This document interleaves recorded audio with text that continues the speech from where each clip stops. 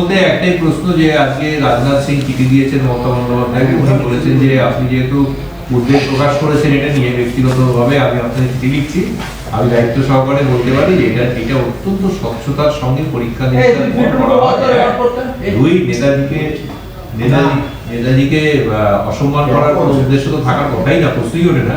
বরং আমাদের সিপিডব্লিউডির তরফ থেকে নেতাজির উপরে একটা আলাদা প্রদর্শনী পুরো ট্যাবলোর আয়োজন করা হয়েছে। তৃণমূল কংগ্রেস নিজেদের সার্বিক ব্যর্থতা এবং সর্বভারতীয় ক্ষেত্রে তার দলের প্রাসঙ্গিকতা তৈরি করবার জন্য যে বিতর্ক ডেকে আনছেন, এতে কার্যত বাংলা এবং বাঙালি দুটোই অসম্মানিত হচ্ছে। তৃণমূল কংগ্রেসের পক্ষ থেকে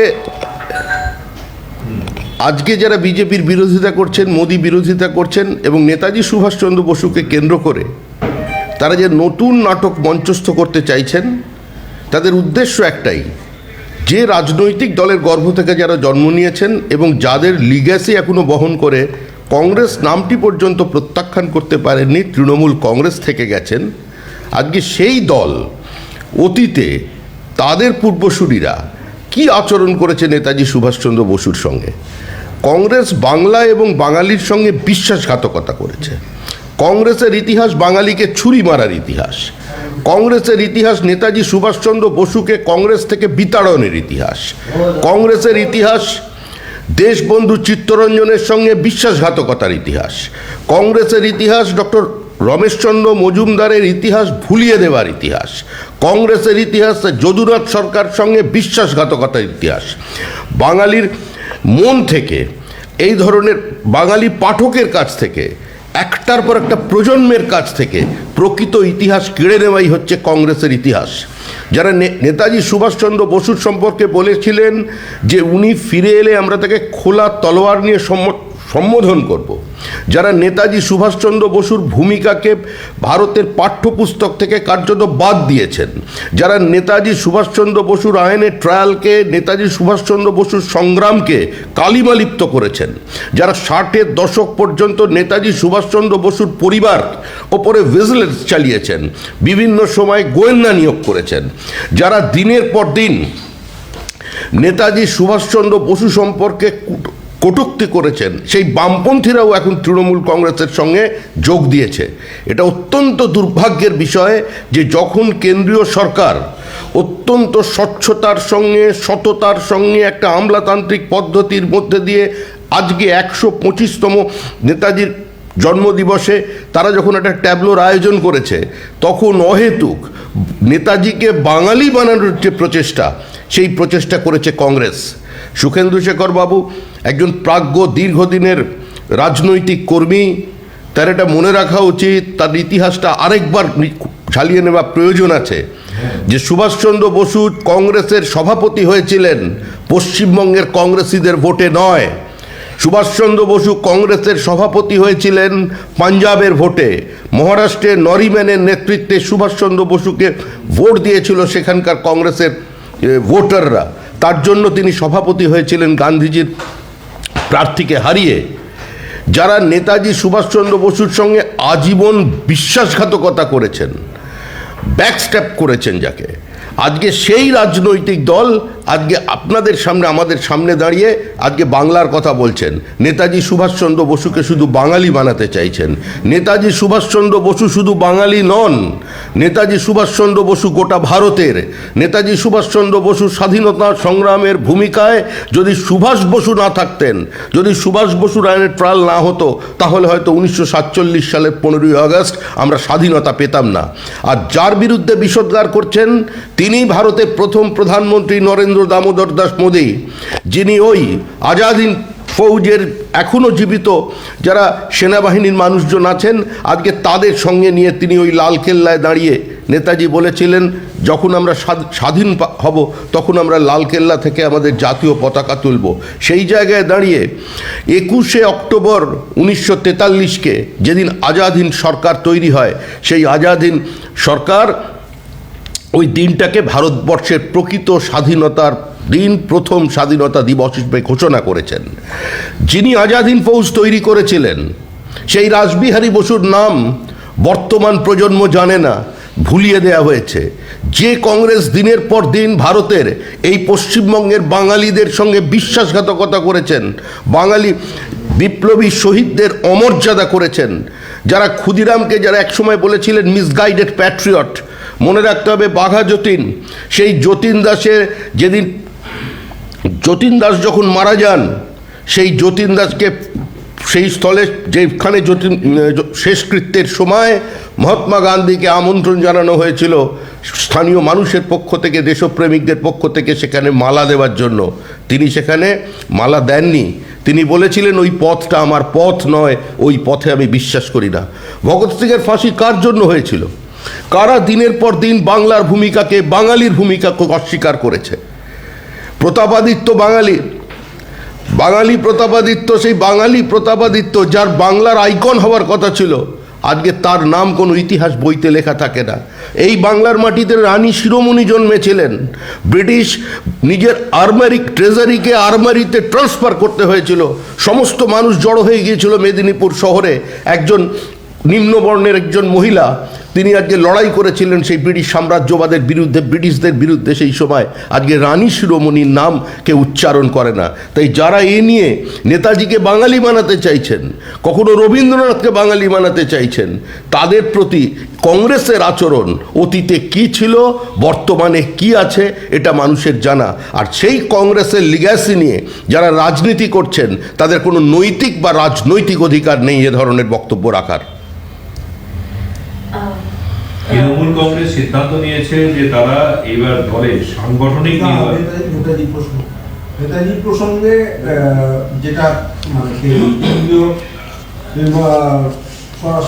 অর্থমন্ত্রী নির্মলা সীতারামনের বক্তব্য, রাজনাথ সিং এর চিঠি, তারপরেও পার্থ চট্টোপাধ্যায় বলছেন যে ওরা যে ব্যাখ্যায় দিক না কেন, আসলে এটা হচ্ছে বাংলার অপমান, বাঙালিকে অপমান করবার মানে উদ্দেশ্যেই বিজেপি এই কাজ করেছে। পার্থ চট্টোপাধ্যায় শিক্ষিত মানুষ, এই আমাদের অফিসের পাশেই এই কলেজেই পড়াশুনো করেছেন, ছাত্র রাজনীতি করেছেন, শিক্ষামন্ত্রী ছিলেন, কর্পোরেট রসে স্নাতক, এখন হেভিওয়েট শিল্পমন্ত্রী। উনি এটা বোঝেন। আপনি দেখবেন চোখের ভাষা, মুখের ভাব, উনিও গম্ভীর। উনি হৃদয় থেকে বলছেন না, পরিস্থিতির বাধ্যবাধকতায় ওনাকে এই টিউটার্স ট্রিটমেন্ট পড়তে হচ্ছে। এটা দুর্ভাগ্যের।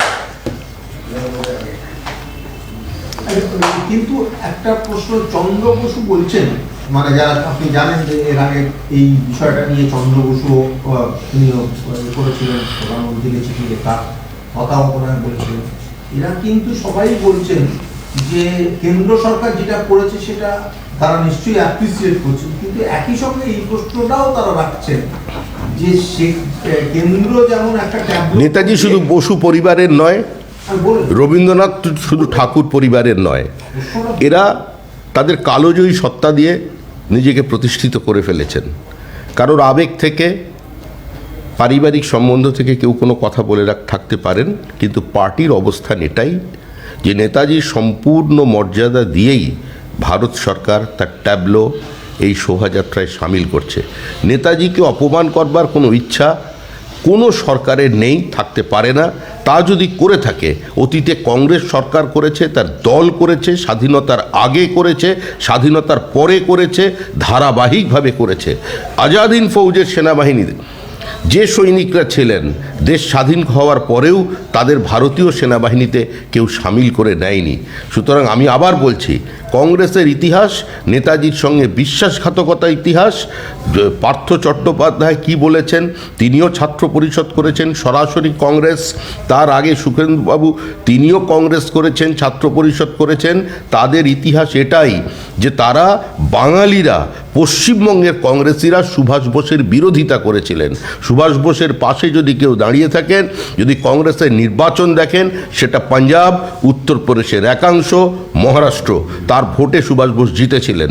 যেখানে শ্যামাপ্রসাদের কথা বলছেন, সুজন চক্রবর্তীর কালকে আমি বক্তব্য শুনছিলাম, সুজনবাবু যে মাটিতে দাঁড়িয়ে নিজেকে পরিচয় দিচ্ছেন ভারতীয় বলে আজকে, যদিও ভারতীয় হওয়াটা একটা অ্যাক্সিডেন্ট ওনার কাছে, বাধ্যবাধকতা, কম্পালশন, ওটা তার চয়েস নয়। কারণ উনি যে পার্টি করেন সেটা ভারতীয় কমিউনিস্ট পার্টি নয়, ভারতের কমিউনিস্ট পার্টি। ঘটনাচক্রে উনি ভারতে জন্মেছেন, এটা মতাদর্শগতভাবে উনি বিশ্বাস করেন। ঠিক একইভাবে নেতাজি সুভাষচন্দ্র বসু শ্যামাপ্রসাদ মুখার্জিকে প্রত্যাখ্যান করেছিলেন। শ্যামাপ্রসাদ তার নিজের ডায়েরিতে লিখেছিলেন। এরপরে সম্পূর্ণ ভিন্ন মেরুতে রাজনীতি করলেও শ্যামাপ্রসাদ মুখার্জি তার জীবদ্দশায় কোনোদিন নেতাজি সম্পর্কে কোনো কটূক্তি করেননি, তাকে বিরোধিতা করে মানুষের সামনে তাকে হেয় করবার চেষ্টা করেননি। রাজনৈতিক মতপার্থক্য থাকতে পারে, চলার পথ ভিন্ন হতে পারে, কিন্তু তা নিয়ে যে কদর্য আক্রমণ যারা চালিয়ে যাচ্ছেন আমরা এর পক্ষে নই। নেতাজি রাজনীতির ঊর্ধ্বে, নেতাজি শুধু বাংলার নন, নেতাজি শুধু বসু পরিবারের নন, নেতাজি সমস্ত পৃথিবীর মুক্তিকামী মানুষের একজন প্রতীক মাত্র। নেতাজি আমাদের আবেগ, নেতাজি বাংলা, বাঙালি এবং সারা ভারতের মানুষের অন্তরের অন্তঃস্থলে তার মধুর স্মৃতি নিয়ে, তার উন্মাদনা নিয়ে বিরাজ করবেন। আমি একটা ছোট্ট চন্দ্র বসুর এইটার রিয়াকশনটা দরকার। এটা হচ্ছে উনি বলছেন যে কেন্দ্র আলাদা করে ট্যাবলো করছে, সেটা খুবই অ্যাপ্রিসিয়েবল, কিন্তু পাশাপাশি যে পশ্চিমবঙ্গ সরকারের যে ট্যাবলো, আজকে যদি উড়িষ্যা গভর্নমেন্ট করে ট্যাবলো করে, তো ক্ষতি কি ছিল? আর মানে হাবিজাবি একাধিক প্রচুর ট্যাবলো তো এটা তো কোনো বারবার বিজেপির পক্ষ থেকে বলা হচ্ছে এটা কোনো পারিবারিক সিদ্ধান্ত নয়, কোনো দলীয় সিদ্ধান্ত নয়, কোনো প্রধানমন্ত্রী, কোনো গৃহমন্ত্রী তাদের একতরফা সিদ্ধান্ত নয়। এই সিদ্ধান্ত একটি বিশেষ টেকনিক্যাল কমিটি সিদ্ধান্ত নেন। 56টা ট্যাবলোর মধ্যে 21টা ট্যাবলো সিলেক্টেড হয়েছে। ঠিক একইভাবে ওই কমিটি, যে কমিটি আজকে এই সিদ্ধান্ত নিয়েছে, সেই কমিটি 2016, 2017, 2019, 2019-এ আজকে তারা কিন্তু এই পশ্চিমবঙ্গের ট্যাবলোকে সিলেক্ট করেছিল। পরে কয়েকটি রাজ্যের বাদ গেছে। সেই কমিটি অতীতে তামিলনাড়ুকে 4বার সিলেক্ট করেছে, এবছর সম্ভবত কেরল বা তামিলনাড়ু কারোর একটি ট্যাবলো হয়নি। এটার মধ্যে কোনো রাজনীতির অবকাশ নেই। আমরা নেতাজিকে নিয়ে রাজনীতি চাই না, বাংলার মানুষও চান না। আচ্ছা, প্রথম প্রশ্ন হচ্ছে যে এই বৈঠক মানে বিক্ষুব্ধদের বৈঠক হয়েছে, পিকনিক হয়েছে, তারপরে পোস্টার বিড়ম্বনা হয়েছে এবং এরপরে দিল্লি থেকে রিপোর্ট চাওয়া হয়েছে এই গোটা ঘটনা নিয়ে যে বিক্ষুব্ধদের মৃত্যু হচ্ছে। কি পরিস্থিতি এখন একটু যদি বলেন? পরিস্থিতি এখন ঠান্ডা পড়েছে, তো কোনো পরিস্থিতি, কোথাও কোনো গণ্ডগোল নেই, আর কোথাও কোনো বিক্ষোভ নেই। এই অনভিপ্রেত কিছু ঘটনা আছে, পার্টি অস্বীকার করছে না, কিছু কমিউনিকেশন গ্যাপ আছে, কিন্তু বিক্ষোভ কোথায়? তো আনন্দের খবর, সবাই মিলে একসঙ্গে গিয়ে পিকনিক করছেন। আপনারাই বলছেন, আপনাদের কয়েকজন গিয়েছিল, আপনারা পোস্টার দেওয়াটা ঘৃণ্য। কোনো বিজেপির কর্মী এ কাজ করতে পারে না। পোস্টার যারা লাগিয়েছেন, যেখানে যে পোস্টারই লাগিয়ে থাক, এটা একটা ঘৃণ্য গৃহীত কাজ। আগের দিনও আমরা বলেছি যে ট্রেনে আমরা জায়গায় দেখেছি পোস্টার লাগে, গুপ্ত রোগের পোস্টার, সেখানে আপনি পলিটিক্যাল পার্টির পোস্টার লাগিয়ে দিচ্ছেন। এটা তো আগের দিনও বলেছি, আজকেও বলছি।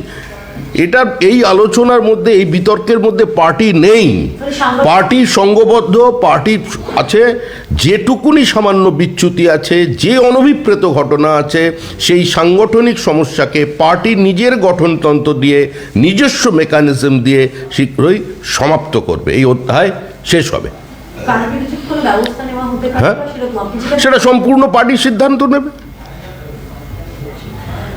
অভিষেক বন্দ্যোপাধ্যায় গোয়ায় গেছেন, দফায় দফায় বৈঠক করছেন এবং একই সঙ্গে তাদের যে প্রার্থী তালিকাও সেটা প্রকাশ্যে আসবে, যারা আশাবাদী গোয়ায় সরকার গঠন করতে চায়।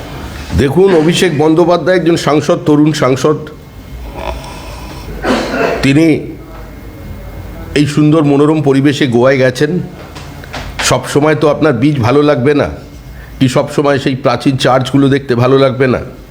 সকলের সঙ্গে বসে কথাবার্তা বলতে হবে, বৈঠক করতে হবে, রাজনীতি খেলা করতে হবে। রাজনৈতিক কর্মী, তিনি তো আর সি বিচের পাশে গিয়ে লুডো খেলবেন না। তো সেই জন্য তারা তাদের কাজ করছেন, তারা ভালো করে করুন। এটাই তো গণতন্ত্র, সবাই সব জায়গায় যাবে, সবাই সব জায়গায় আসবে, এটাই তো আমরা বলতে চাই। উনি গোয়ায় যাবেন, উত্তরপ্রদেশে যাবেন, লখনৌতে যাবেন, সব জায়গায় যান, এটা উচিত। এটার মধ্যে কেন এটা নিয়ে প্রশ্ন উঠবে?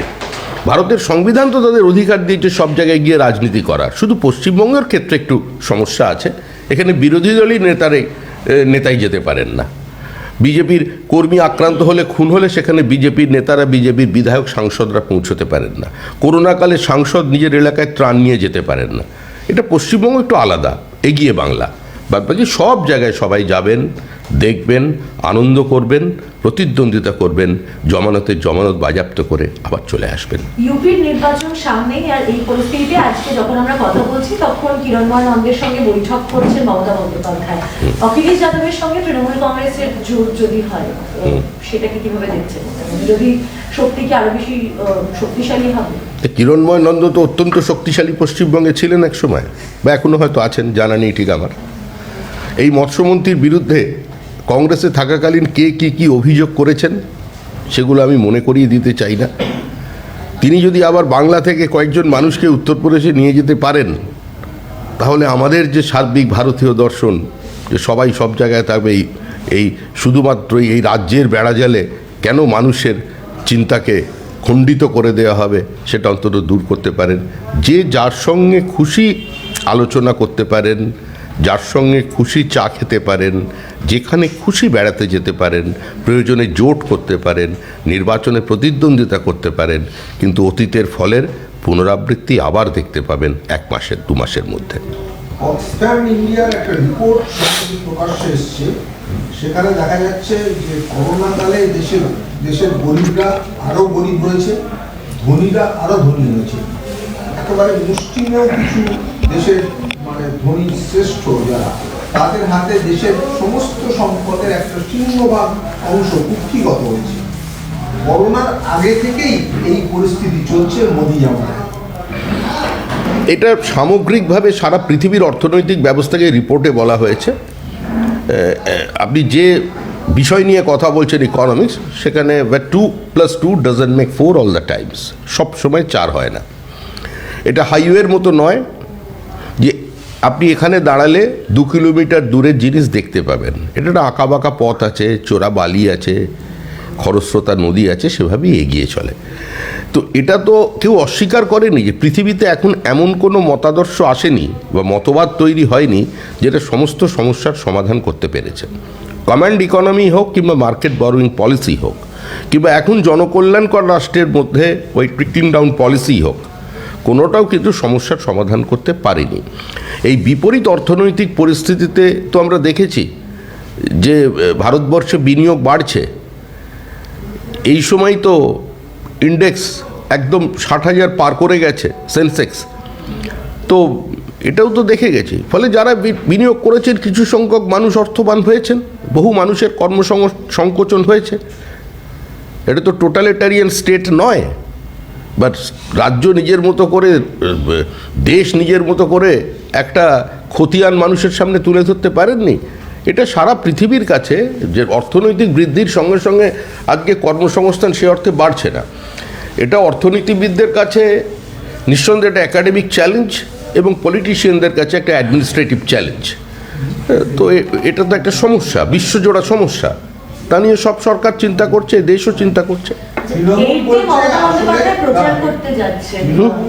বলছে এই প্রসঙ্গে যে এটা আসলে বিজেপি এবং নরেন্দ্র মোদীর সরকার, তারা অর্থনৈতিক সংস্কার করে উঠতে পারেনি। অর্থনৈতিক সংস্কারের নামে মানুষের যা করেছে তাতে মানুষের সমস্যা বাড়িয়েছে। বিজেপি আসলে ক্ষমতা এবং পদের লড়াই নিয়েই ব্যস্ত। ওই গ্রুপ ডি এর বিষয়টা কি হলো একটু জিজ্ঞেস করবেন তো। আবার তো প্রতিদিন তো একটার পর একটা অফিসের সামনে ধর্ণা চলেছে। বিভিন্ন সময় হাইকোর্ট তো কড়া করে বকে দিচ্ছে, খালি নতুন করে তো একটা মন্ত্রক তৈরি করতে হবে হাইকোর্টের বাইরে। পুলিশে পদ খালি, স্বাস্থ্যকর্মীদের অবস্থা অত্যন্ত করুণ, নার্সরা আন্দোলন করছে, সরকার 5 লক্ষ শূন্য পদকে ধ্বংস করেছে। এসব সব ঠিকঠাক রাখলে তো মানুষ ঠিকঠাক থাকতো। মমতা বন্দ্যোপাধ্যায় ভার্চুয়ালি প্রচার করবেন অখিলেশ যাদবের হয়ে। ভার্চুয়ালি ভালো কথা, এটা আনন্দের খবর। আমরা চাই না আমাদের মুখ্যমন্ত্রী হঠাৎ এই দিকে অন্য রাজ্যে চলে গিয়ে, যেভাবে সব জায়গায় তো সংক্রমণ আছে, উনি সংক্রামিত হন, আমরা সুস্থতা কামনা করি। উনি আনন্দে থাকুন, ভালো থাকুন, প্রচার করুন, বিজেপির বিরুদ্ধে আরও বিষোদ্গার করুন, নতুন নতুন শব্দচয়ন তুলে আনুন। অতীতে আমরা দেখেছিলাম বিধানসভা নির্বাচনে নতুন নতুন শব্দবন্ধ উঠে এসেছিল, সেগুলো আর মনে করাতে চাইছে না। এবার আরও কি নতুন কিছু বাংলা ভাষা সাহিত্যে তিনি অবদান নিয়ে আসবেন, তার আক্রমণের মধ্যে দিয়ে তার প্রতীক্ষায় আছে পার্টি। সুমিতা, মেদিনীপুরের সাংসদ দিলীপ ঘোষ ফেসবুকে কিছুদিন আগে রাজ্য সরকারের কাছে চ্যালেঞ্জ করেছিলেন যে তার খড়গপুর ডেভেলপমেন্ট অথরিটির তরফ থেকে তার 1 কোটি টাকা মতো প্রজেক্টের টাকা নাকি আটকে রেখেছে, সেটা ছাড়ছাড়। এরপর দেখা গেল যে গোটা খড়গপুর শহরে রাজ্য সরকারকে চ্যালেঞ্জ জানিয়ে পোস্টার দেওয়া হয়েছে যে এরকম টাকা তার আটকে রাখা হয়েছে। কি বলবেন? দিলীপ ঘোষ তো বলেই দিয়েছেন, আমি কি বলবো।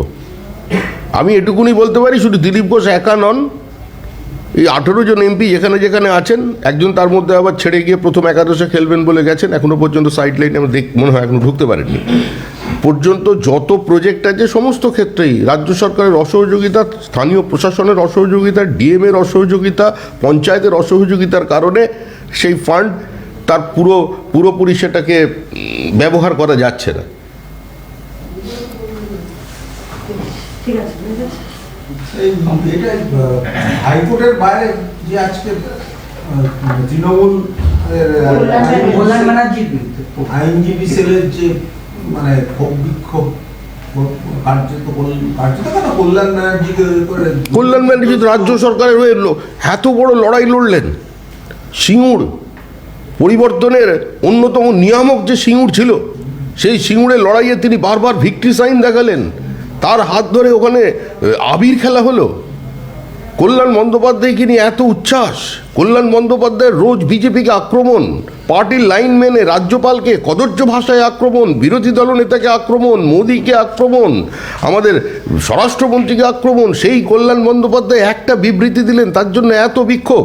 আরে কল্যাণ বন্দ্যোপাধ্যায় অনুমোদন ছাড়া বিবৃতি দিয়েছেন, কার কত ঘাড়ে মাথা আছে বক্তৃতা রাখবে। কল্যাণ বন্দ্যোপাধ্যায় মানে পুরোপুরি আশীর্বাদধন্য একজন মানুষ, একদম প্রথম দিন থেকে তৃণমূলের আইনের ব্যাপারটা সামলাচ্ছেন। তার বিরুদ্ধে ছোটোখাটো বিক্ষোভ এগুলো কি মানুষ গ্রহণ করবে? আর ওগুলো তৃণমূলের আভ্যন্তরীণ বিষয়, পারিবারিক ঝামেলায় আমরা কেন ঢুকতে যাব? ও সিএম লখনৌ যাবেন বলছে, কে? ভার্চুয়ালি করবেন না। হ্যাঁ, যাবে। লখনৌ যাবেন, গিয়ে প্রচার করবেন। মমতা বন্দ্যোপাধ্যায় 8 ফেব্রুয়ারি উত্তরপ্রদেশে গিয়ে প্রচার করবে। আনন্দের খবর, আমাদের রাজ্যের মুখ্যমন্ত্রী ওখানে যাবেন। প্রচুর বাঙালি আছেন, তারা মুখ্যমন্ত্রীর কথা শুনবেন। প্রত্যেকটি বাঙালি অধ্যুষিত আসনে গতবার নয় তার আগের বারও ধারাবাহিকভাবে বিজেপি প্রার্থীরাই জেতে। এবং শুধু লখনৌ না, লখনৌ এবং বেনারস দুবার জায়গা। একদম দারুণ যাবেন। বেনারসের মার্জিন যদি কিছুটা কমানো যায়, বা ওখানেও অনেক বাঙালি আছেন বেনারসে, বাঙালি টোলা আছেন, মুখ্যমন্ত্রীকে দেখে বাঙালিরা আসবেন, এসে বিজেপির বিরুদ্ধে ভোট দেবেন, এরকমই আপনারা ধরে নিন, আর তারপরে ফলাফলটা দেখবেন।